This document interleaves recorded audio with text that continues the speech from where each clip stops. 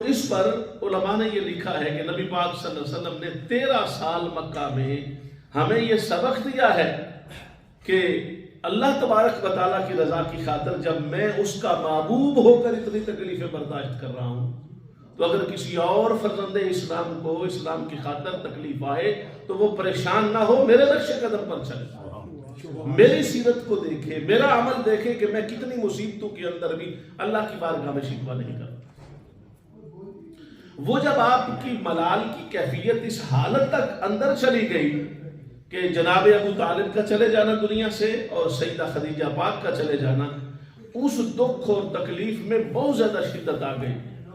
پھر اسی دوران طائف کا واقعہ پیش آیا جہاں طائف والوں نے آپ پر اور بہت زیادہ معاذ اللہ جملے کسے، گستاخی کی، آپ کی بارگاہ میں بہت ہی زیادہ تنگ کرنے کی معاذ اللہ کوشش کی۔ ان تینوں چار واقعات جو اکٹھے تو یہ کلائمیکس پر پہنچ گئے، پھر بھی سرکار نے کوئی شکوہ نہیں کیا ہے، لیکن اللہ تبارک و تعالیٰ نے اپنے محبوب کو یہ معراج عطا کر کے وہ سارے بوجھ اتار دیے، وہ سارے غم دور کیے۔ فرما محبوب اگر تو ہماری خاطر اتنا نیچے چلا گیا ہے، اپنے آپ کو لے کے چلا گیا کہ سختیاں ہیں، ظلم ہیں، مظالم ہیں، پریشانیاں ہیں، مخالفت ہے، لوگوں کے تانے ہیں، شکوے ہیں، شکایتیں ہیں، ہر طرف ایک مخالفت کا طوفان کھڑا ہے، مگر میرے محبوب آپ پھر بھی ہمارے ساتھ اپنی کمٹمنٹ کے ساتھ کھڑے ہیں، شان ابدیت کے ساتھ۔ اب ہم تمہیں وہاں اتنا اونچا کرتے ہیں کہ جتنا اونچا کوئی ہو ہی نہیں سکتا۔ تو گویا یہ جو معراج کی اونچائی ہے جو اللہ نے اپنے محبوب کو دی ہے، اس اونچائی کا عالم یہ ہے کہ وہاں کوئی پہنچا ہی نہیں۔ معراج کا جب آپ ذکر کرتے ہیں ہم یا سنتے ہیں تو معراج شریف کے ذکر میں حضرت موسیٰ علیہ السلام کا ذکر آتا ہے۔ یہ تو سارے نبیوں کو اپنی اپنی سطح کی معراج ہے، مگر موسیٰ علیہ السلام کی معراج کا ذکر آتا ہے۔ آپ نے وہ سنا، قرآن مجید نے اس کو بڑا تفصیل سے بیان کیا۔ جب موسیٰ علیہ السلام نے اللہ پاک سے کہا کہ باری تعالیٰ مجھے اپنی زیارت کروا، رب ارنی، مجھے اپنا دیدار کروا، اے میرے پروردگار میں تیری زیارت کرنا چاہتا ہوں، تو اللہ تبارک و تعالیٰ نے فرمایا لن ترانی، موسیٰ تم مجھے نہیں دیکھ سکتے۔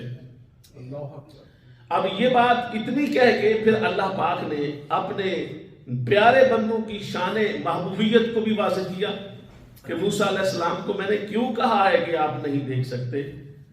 اس پر پھر آگے چل کے موسیٰ علیہ السلام سے پریکٹس کروائی، وَلَٰكِنْ انظُرْ إِلَى الْجَبَلِ، اے موسیٰ یہ پہاڑ کی طرف آپ دیکھو، میں اپنا تجلی اس پر نور کا عکس پھینکتا ہوں اپنی ذات پاک کا، اور وہ عکس دیکھنا اگر وہ برداشت ہو گیا، ان استقر مکانہ فسوف ترانی، یہ پہاڑ طور جو اتنا بڑا ہے اگر میرا اس تجلی کو دیکھ کر یہ برداشت کر گیا تو پھر آپ مجھے دیکھ لیں گے۔ یہ اللہ تبارک و تعالیٰ نے حضرت موسیٰ علیہ السلام کے دل کی ڈھارس بندھانے کے لیے شان محبوبیت کے ساتھ ان کو پیار بھرے انداز میں ایک مثال سے گزارا۔ اور پھر آپ کو پتا ہے جب قرآن مجید میں ہے کہ جب اللہ تبارک و تعالیٰ کا وہ تجلی آیا تو وہ پہاڑ جعلہ دکا دکا، وہ پہاڑ جو تھا وہ ریزہ ریزہ ہو گیا، پرزے پرزے ہو گیا، اس طرح جلا، جل کر سرما ہو گیا۔ اور حضرت موسیٰ علیہ السلام آپ کو پتا بے ہوش ہو گئے۔ تو موسیٰ علیہ السلام نے پورا جلوہ نہیں دیکھا مگر وہ تجلی جو چھوٹی جی عام معنوں میں جس کو تجلی بولتے ہیں، وہ تجلی دیکھی، چھوٹی سی جلوہ دیکھا، تو اس سے حضرت موسیٰ علیہ السلام بے ہوش ہوئے۔ تو اللہ تبارک و تعالیٰ نے بتانا یہ تھا کہ جب ایک جلوہ دیکھنا ممکن نہیں تو پوری ذات کو دیکھنا کیسے ممکن۔ اور اس پہ موسیٰ علیہ السلام کو اس بات پر صاحب انہوں نے خود تجربہ کر لیا، اور جب خود تجربہ کر لیا تو پھر ان کو تو اس میں کوئی شک نہ رہا کہ اللہ پاک نے جو فرمایا ہے وہ 100% درست ہے۔ جس بچے نے گاڑی نہ سیکھی ہو اگر وہ ضد کرے میں نے گاڑی چلانی ہے تو پھر کیا کرتے ہیں؟ کہتے ہیں چلو یہ لو چابی چلاؤ۔ تو وہ جب بیٹھتا ہے اور وہ سٹارٹ کرتا ہے گاڑی، اب کیا کرنا ہے تو آپ کے گیئر لگانا، وہ گیئر کیسے لگے گا؟ وہ گیئر لگے گا تو اس کو لگانے کے لیے جب اس کو طریقہ بتاتے ہیں تو اگر وہ کلچ دباتا ہے تو گیئر نہیں لگتا، گیئر لگاتا ہے تو کلچ نہیں دبتا، اس کے لیے پریکٹس چاہیے نا، ایسے تو ڈرائیور نہیں بن جاتا نا۔ تو پھر وہ کہتے نہیں مجھے پہلے سیکھوں گا پھر کروں گا، کیونکہ مجھ سے تو میں تو سمجھ رہا تھا یہ ایزی ہے، یہ تو ایزی نہیں ہے۔ بغیر مثال کے اللہ نے موسیٰ علیہ السلام کو سمجھا دیا کہ یہ اتنی آسان بات اور آسان معاملہ نہیں ہے، یہ سمجھ میں آنے والی بات، رب ذوالجلال کا جلوہ براہ راست دیکھنا یہ ممکن نہیں ہے۔ موسیٰ علیہ السلام کا یہ دیدار قرآن مجید نے اس معراج کو بیان کیا ہے، کوٹ کیا ہے، قرآن میں بیان کیا ہے، اور پھر یہ سارا ثابت کیا کہ نہ پہاڑ جلوہ برداشت کر سکا، نہ موسیٰ علیہ السلام جلوہ برداشت کر سکے۔ موسیٰ علیہ السلام نے درخواست کی تھی تو جلوہ ملا تھا، اور سرکار پاک نے تو کوئی درخواست بھی نہیں کی، بلکہ حیرت کی بات علماء نے یہ لکھا ہے کہ سرکار اس رات بہت جلدی سو گئے، بہت جلدی سو گئے، حالانکہ سرکار پاک جلدی نہیں سوتے، آپ کو پتہ ہی ہے اس بات کا، اور سو بھی جائیں تو پھر جلدی اٹھتے ہیں۔ اللہ کی بارگاہ میں بندگی اور عبادت کی وہ لذت کہ سرکار پاک اس لذت میں لگے رہتے ہیں۔ اب یہ جو بات ہے یہ ہمیں سمجھ میں نہیں آتی، کیونکہ ہمیں تو عبادت میں نماز میں لذت نہیں ملتی نا، ہم تو نماز پڑھتے ہیں، یہ بھی بہت بڑی بات ہے جو پڑھتے ہیں، جو نہیں پڑھتے بہت سارے ان کو تو دعائی کر سکتے ہیں، جو پڑھتے ہیں ان کو بھی مسئلہ تو ہوتا ہے، دل نہیں لگتا ہے، دل نہیں لگتا نماز میں، نماز کی طرف توجہ نہیں ہوتی، خیال آتے ہیں، وسوسے آتے ہیں، بھول جاتے ہیں، نماز کی طرف آنے کوشش کر کے آنا پڑتا ہے۔ تو بہرحال لیکن سرکار پاک کو کوشش کر کے نماز کے باہر آنا پڑتا تھا۔ آپ اندازہ فرما سکتے ہیں کہ وہ فرق کیا ہے؟ حضور پاک نماز میں اتنا مستغرق رہتے، اتنا ڈوب جاتے کہ اللہ پاک نے خود قرآن مجید نے کہا محبوب دیکھ ساری رات ہو گئی ہے، آپ مصلی پہ کھڑے ہیں، آپ کے قدم مبارک سوج گئے ہیں، تو میرے محبوب آرام بھی تو کرنا، آپ نے آرام نہیں کرنا۔ بولا کیا ضرورت ہے آرام کرنے کی؟ فرمائیں لَكَ فِي النَّهَارِ سَبْحًا طَوِيلًا، میرے محبوب دن کا ایک لمبا پورا دن ہے جس میں تو نے میری تبلیغ کا کام کرنا ہے، میرا دین لوگوں تک پہنچانا ہے، انسانیت کی فلاح کی ذمہ داری کا فریضہ انجام دینا ہے۔ تو اگر ساری رات مصلی پہ کھڑے تشریف فرما رہیں گے اور طبیعت اقدس کے اندر اتنی تھکان ہوگی تو پھر محبوب کل والا کام کیسے ہوگا؟ لہذا آپ ہر وقت جاگے نہیں، سوئیں بھی۔ اور یہ 14 طبقوں کی کائنات میں ایک ہستی ہے جسے اللہ کہہ رہا ہے، تو سرکار گویا اکثر جاگتے، اللہ فرماتا سو۔ آج کی رات سرکار خود ہی سو گئے، اللہ کی مشیت ایسی تھی کہ اللہ نے اپنے محبوب کو سلا دیا تاکہ لوگوں کو پتا چلے کہ سوتے ہوئے تو کوئی نہیں کہتا نا مولا اپنا دیدار کرا، اپنے پاس بلا، اپنی زیارت کروا، وہ تو سو رہے ہیں، جگایا تو ہم نے۔ تو حضور پاک صلی اللہ علیہ وسلم سو رہے تھے اور اللہ تبارک و تعالیٰ نے اپنے محبوب کو سوتے ہوئے جگا کر اپنے پاس بلایا، رات کا انتخاب کیا، رات کو بلایا۔ سفر راتوں میں نہیں ہوتے، دن میں ہوتے، آپ کو بھی پتا ہے۔ تو دن کو سفر ہوتا ہے تاکہ اندھیرا نہ ہو، روشنی ہو۔ علماء نے لکھا ہے کہ اللہ نے رات کو جو معراج کرائی دن کو بھی تو کرا سکتا تھا، کیونکہ بعد میں خود بتایا، پھر سرکار پاک سے کہا بتاؤ ان کو، پھر صدیق پاک نے اس کی تصدیق کی، پھر بھی تو بتایا نا، تو پھر بھی تو بتانا تھا تو دن میں سفر کرواتے۔ تو علماء نے کہا ہے کہ اس کی حکمت یہ تھی کہ اگر دن کو معراج ہوتی تو لوگ کہتے ہاں روشنی تھی، روشنی میں سرکار چلے گئے۔ مقصد یہ تھا کہ رات کو لے کے جائیں گے جہاں رات کو کوئی راستے لائٹیں نہیں ہوتی، مگر تمہیں کیا خبر، میرا محبوب آیا ہے تو وَالنَّجْمِ إِذَا هَوَىٰ، میرا محبوب خود نور ہو گیا۔ میرا محبوب صلی اللہ علیہ وسلم خود، نجم کا معنی تارا ہوتا ہے، سٹار، اور علماء نے کہا ہے اللہ نے حضور کو سٹار، ستارہ اس لیے کہا ہے کہ حضور پاک جب معراج میں گئے تھے تو آپ کا جسم اقدس خود چمک رہا تھا، اس کو کسی روشنی کی ضرورت نہیں تھی، اور رات بھی وہ تھی جو 27ویں کی رات تھی۔ 27ویں معراج کی جو رات ہے رجب کی، تو اس میں چاند بھی نہیں ہوتا نا، اور اس کا بھی مقصد یہ تھا کہ محبوب نہ دن کا سورج ہے نہ رات کا چاند ہے، بس تنہا تو ہے اور تیری روشنی سے کون مکان جگمگ، آج پوری کائنات تیری روشنی سے جگمگ جگمگ کر رہی ہے۔ اور اسی وجہ سے حضور پاک صلی اللہ علیہ وسلم کا یہ جو معراج کا سفر، ایک بڑے عظیم بزرگ ہیں، آپ نے سنا ہوگا ان کا نام، کوٹ مٹن شریف والے جو حضرت خواجہ غلام فرید رحمت اللہ ہے، ان کے مرید اور خلیفہ حضرت یار محمد فریدی ان کا سرائکی کا کلام بہت زبردست ہے، لوگ سنتے ہیں جس سرائکی کا ذوق رکھتے ہیں۔ پنجابی کا اپنا ذوق ہے، پنجابی سے آگے پھر سرائکی کا ایک اور اپنا ذوق ہے۔ لوگ کہتے ہیں سرائکی اور فارسی یہ سب سے میٹھی زبانیں ہیں، تو وہ انہوں نے اپنا سرائکی کا کلام لکھا۔ تو وہ بیان کر رہے تھے نا کہ سرکار پاک آسمان پہ گئے، پھر دوسرے آسمان پہ، پھر چوتھے پہ، پانچویں پہ، چھٹے پہ، ساتویں پہ، چلتے گئے، نکلتے گئے، پتہ بھی نہیں چلا، آنکھ بھی نہیں جھپکی، وقت بھی نہیں گزرا، زمانہ بھی رک گیا، وقت بھی رک گیا، جگہ بھی رک گئی، کچھ ہلا بھی نہیں، کچھ گیا بھی نہیں، کچھ گزرا بھی نہیں، کچھ رکا بھی نہیں، کچھ جھکا بھی نہیں۔ وہ بیان کرتے جا رہے تھے تو ایک شخص کہنے لگا حضرت آپ کیا بات کر رہے ہیں، وہ آسمان کا 500 سال کا سفر ہے، درمیان میں اتنے کرے آتے ہیں۔ کرے لفظ آپ نے سنا ہے؟ کرے یہ ہوا کے بنے ہوئے ایسے دبیز تہیں ہوتی ہیں جو اینٹ اور مٹی اور گارے سے بھی مضبوط چیز ہوتی ہے، اس سے گزرنا ممکن نہیں ہوتا۔ جب طوفان آتا ہے تو آپ کو پتہ ہے طوفان اٹھا کے لے جاتا ہے نا، وہ اس میں حالانکہ وہ طوفان نظر نہیں آتا مگر طاقت اتنی ہوتی ہے، وہ کرہ ہوتا ہے۔ اس نے کہا جی کرہ تو مضبوط ہوتا ہے، اس میں کو کیسے جا سکتا ہے؟ فرمایا ادھر آؤ، اس کو سامنے بلایا اور سامنے بٹھا کے محراب کی پار بھی گزر گئے، پھر آر بھی آ گئے۔ فرمایا اگر میری طاقت یہ ہے کہ معراج کے اس کے محراب کے آر پار جا سکتا ہوں تو وہ تو ہے ہی لامکان۔ تو وہ یار محمد فریدی کہتے ہیں حضور پاک صلی اللہ علیہ وسلم کا شان یہ ہے کہ آپ یہاں پر تو عاجزی اور انکساری کی مثال بن کر رہے، مگر جب وہاں گئے تو وہاں کی شان ورال برا تھی، اتھا عبد سڈ ویندے اتھا رب نال مل ویندے۔ محمد مصطفیٰ راز خدا دی گال کیا پوچھنا، یہ گال وہ فارسی اس میں سرائکی میں بات کو کہتے ہیں نا گل، اب یہ آپ سرکار دی گل تو میرے کو کی پوچھنا چاہنا ہے؟ محمد مصطفیٰ راز خدا دی گال کیا پوچھ دیں، تھیا ہک نال ہک حق دی حقیقت حال کیا پوچھ دیں۔ وہ ایک تھا اور ایک سے ایسا ملا کہ دو ہی نہ رہی، یہ حق کی حقیقت حال ہے، اب اس میں سے تو سمجھے گا کیا؟ تھیا ہک نال حق دی حقیقت حال کیا پوچھ دیں، اتھا عبد سڑ ویندے اتھا رب نال مل ویندے۔ اتھا عبد سڑ ویندے، ادھر کہتے ہیں میں تو اللہ کا عاجز بندہ ہوں، میں تو اللہ پاک کی بارگاہ میں اس کی بندگی کرنے والا بندہ ہوں۔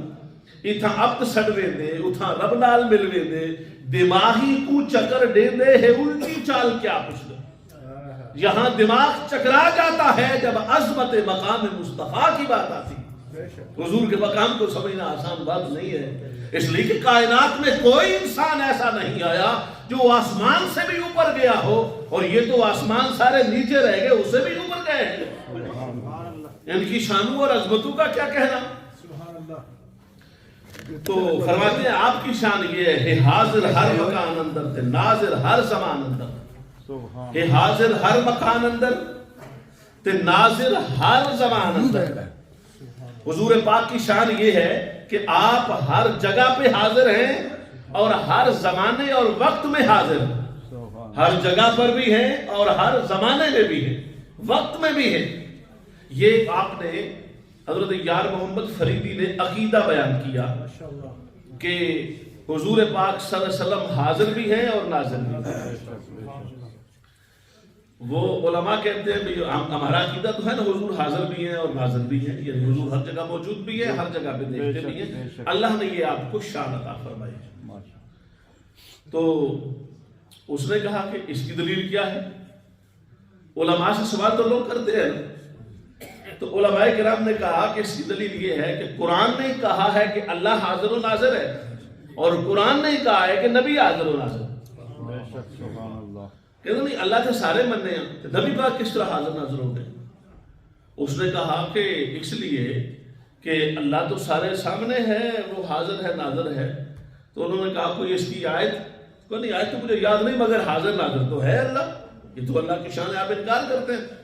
آپ نے فرمایا چل تجھے قرآن کیا آئے گا، میں ہی قرآن سنا دیتا ہوں۔ قرآن نے کہا وَفِي أَنفُسِكُمْ أَفَلَا تُبْصِرُونَ، اللہ تبارک و تعالیٰ تمہاری سانسوں کے اندر ہے مگر تم دیکھ نہیں سکتے۔ یہ قرآن مجید کی آیت ہے نا کہ وَفِي أَنفُسِكُمْ، اللہ تمہاری سانسوں کے اندر ہے مگر تم دیکھ نہیں۔ ہاں ہاں ہاں بالکل یہی آیت تھی۔ تو اللہ تو حاضر، اب رسول پاک کہاں حاضر ناظر ہیں؟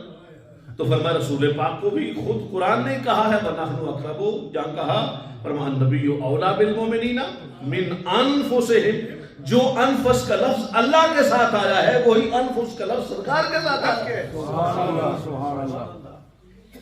آپ کو بات سمجھ آئی نا؟ اللہ کے حاضر و ناظر ہونے کی جو آیت دلیل ہے جس لفظ میں، اب اللہ کی شان دیکھیں، اللہ کی کتنی عظمت ہے. اپنے محبوب کو شان بھی دی تو کیا کمال کی شان دی. ساتھ ملایا ہے، ساتھ ملاتے ہو، ساتھ لگا دیتے ہو، شرک کرتے رہتے ہو، تمہیں پتہ ہی نہیں ہے نبی ہے، بندے ہیں، ساتھ ملا دیا ہے، عبادت بنا دی.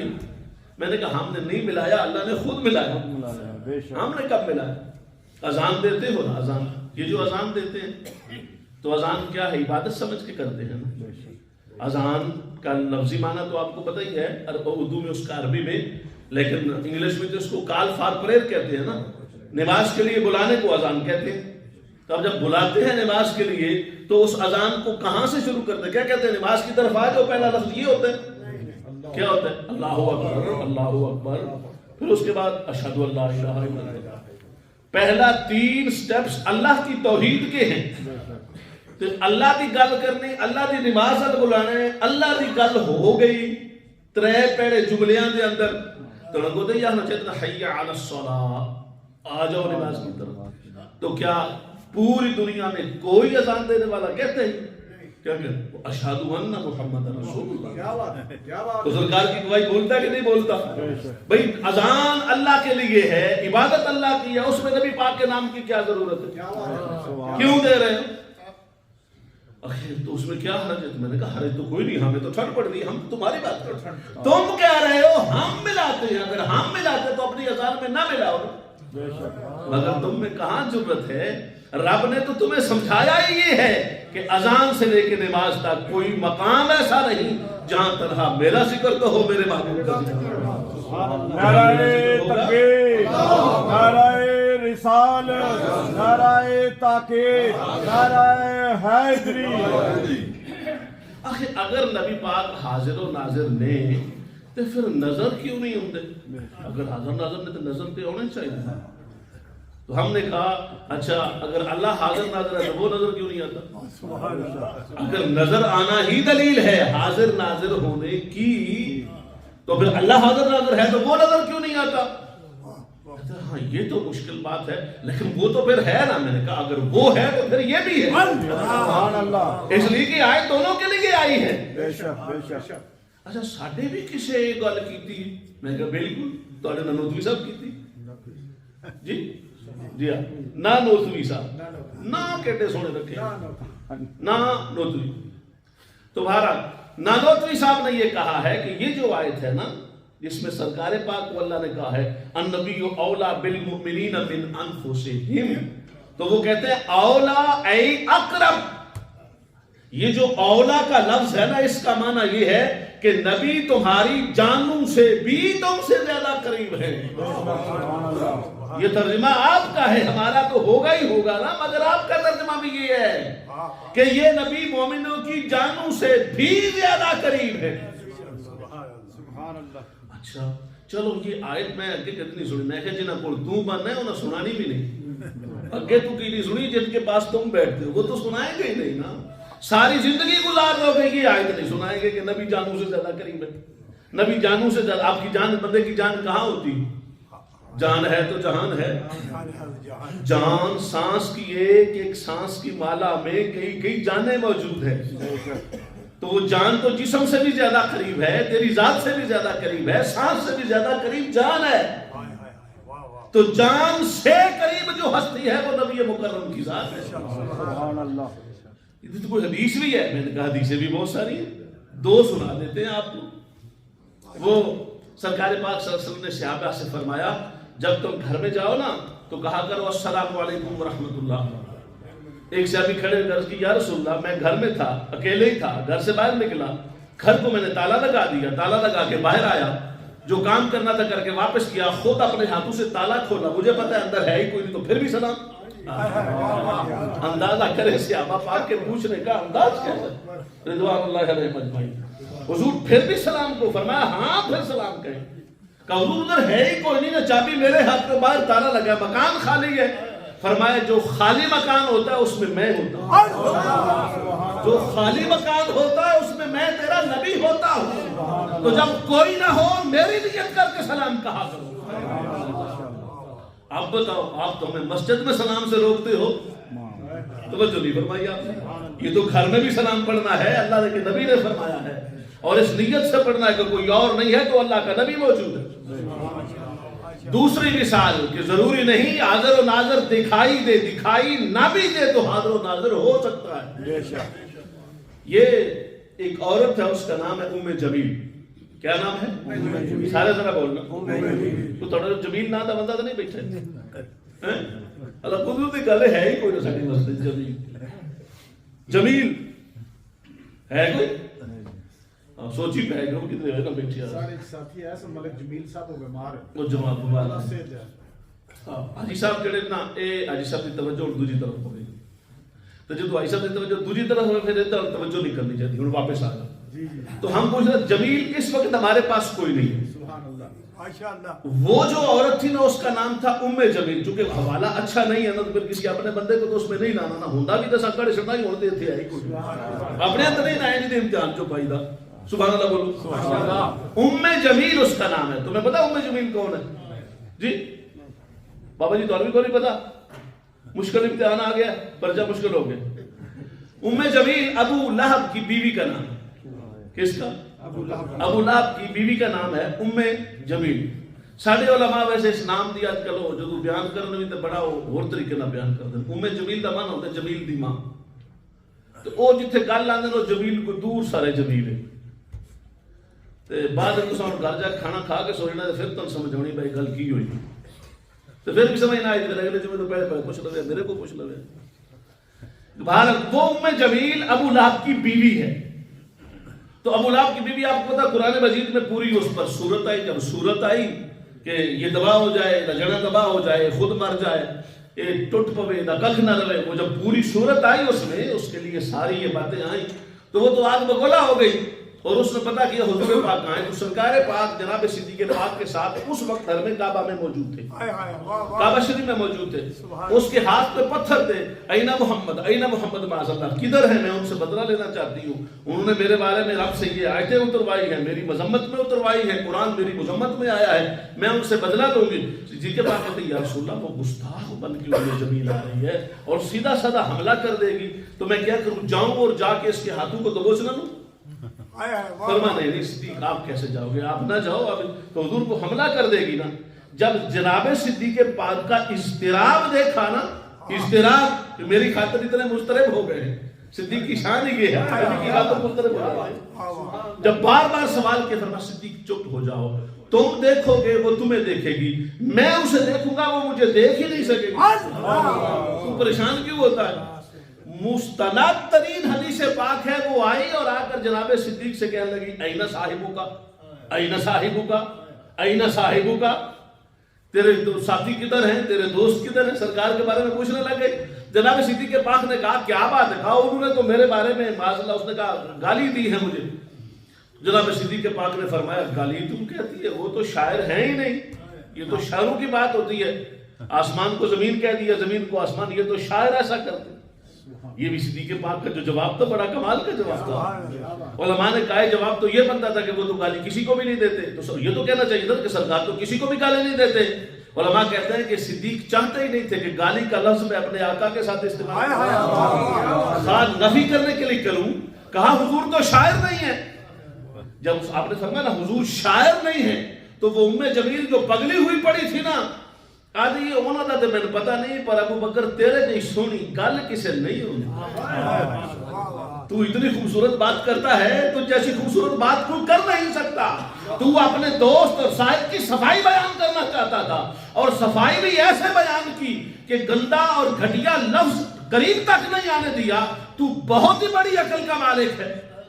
نعرہ تکبیر, نعرہ رسالت, شان قرآن, عظمت قرآن, شان ابو بکر صدیق زندہ باد. علماء کہتے ہیں کہ اس کو صدیق کی شان تو نظر آئی ہے, مگر صدیق کو صدیق بنانے والے کی شان نظر نہیں آئی. تو گویا اس حدیث پاک سے پتہ یہ چلا سرکار وہاں موجود تھے, ام جمیل کو نظر نہیں آئے.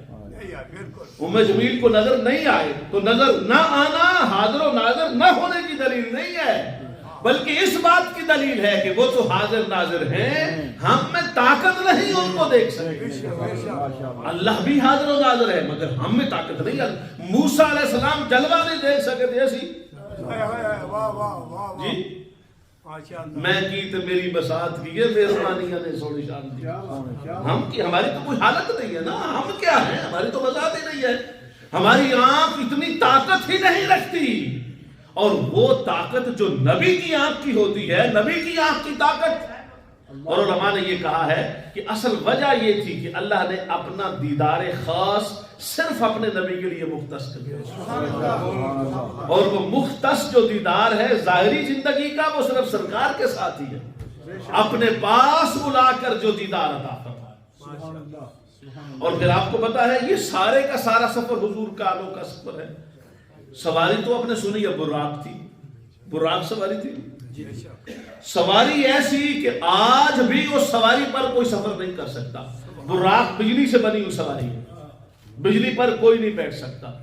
بجلی اور انسان کا جسم موصل ہے، یہ تو سب پڑھے ہونے 5ویں 7ویں 8ویں پاکستان پڑھا اندر موصل غیر موصل، اجسام موصلہ اجسام غیر موصلہ، فزکس کا سبجیکٹ ہے۔ وہ کس میں سے برقی روح گزرتی ہے، کس میں سے نہیں گزرتی ہے، ریز آتی ہیں جاتی ہیں، کیا کرو، وہ کوئی لمبی چیپٹر ہم نے سارے پڑھے ہوئے ہیں، کہ کوئی نہ پڑھے۔ اور 10ویں تک نے سائنس پڑھی ہے، کوئی نہ پڑھی۔ ہاں تو اس میں 10ویں والی 7ویں اور 8ویں کی سائنس میں یہ سارا کچھ لکھا ہوا ہے نا، فزکس کیمسٹری بایو، وہ تو آگے چل کے آتی ہے نا GCSE سے بڑے میں۔ 6ٹھی اور 7ویں سال میں بھی یہاں بھی ہوں گے، وہاں بھی ہیں، یہاں بھی 7ویں سال میں یہ سائنس میں ساری چیزیں ہیں۔ تو موصل جو ہوتا ہے، موصل وہ جس میں سے برقی روح گزر جائے، موصل موصل پر سوار نہیں ہو سکتا، موصل موصل کو ٹچ نہیں کر سکتا، بندہ اپنے برقی روح کو ہاتھ میں نہیں لے سکتا، اگر لے گا تو مر جائے گا، ختم ہو جائے گا۔ مگر سرکار پاک کا کمال یہ ہے کہ ایک برقی روح نہیں، برقی روح کا مجسمہ کامل براق، برق ایک ہے، براق ساری بجلیاں اکٹھی ہو کے جو ایک بجلی بن گئی، اس بجلی پر آپ کے میرے آقا سواری ہے۔ امام طبری نے لکھا، آج ہی میں تفسیریں دیکھ رہا تھا، وہ جو میں نے کلک کیا تو میرے سامنے کچھ 30 تفسیریں آئیں۔ کتنی؟